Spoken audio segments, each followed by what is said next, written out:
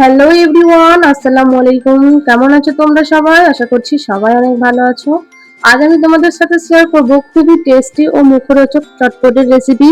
তো চটপটি বানানোর জন্য আমি এখানে রাত্রি বেলায় মটর কলাই আর ছোলা কলাই ভিজিয়ে রেখে দিয়েছিলাম, তো সেগুলোই নিয়ে নেব।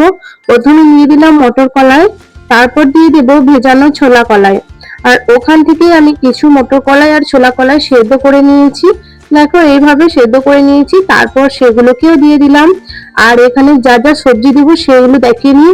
টমেটো, পেঁয়াজ, গাজর, শসা এসব আমি দিয়েছি। তোমরা চাইলে কাঁচা লঙ্কাও দিতে পারো। তো আমি এখানে কাঁচা লঙ্কা পাইনি, তাই কাঁচা লঙ্কা দিইনি। তোমরা চাইলে কাঁচা লঙ্কা ইউজ করতে পারো। তো এভাবে সব সবজিগুলো দিয়ে দিলাম। তারপরে দিয়ে দিলাম 1 মুঠ মতো চানাচুর। তারপর একটা আলুকে সেদ্ধ করে নিয়ে দিয়ে দিলাম। দিয়ে দিলাম স্বাদ মতো লবণ। আর অর্ধেক লেবু চেপে দিয়ে দিচ্ছি রসটাকে। আর দিয়ে দিচ্ছি তেঁতুল গোলা জল 2-3 চামচ মতো দিয়ে দিচ্ছি।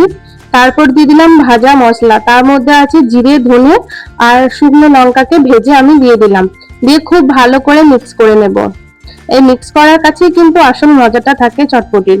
এভাবে খুব সুন্দরভাবে বানিয়ে নিলাম। তো এভাবে একবার বানিয়ে দেখো, খুবই ভালো লাগবে। তো আজকের মতো এখানেই আসি, আবারও আসবো পরবর্তী রেসিপি নিয়ে। আসসালামু আলাইকুম সবাইকে। ভালো থাকবে, সুস্থ থাকবে সবাই।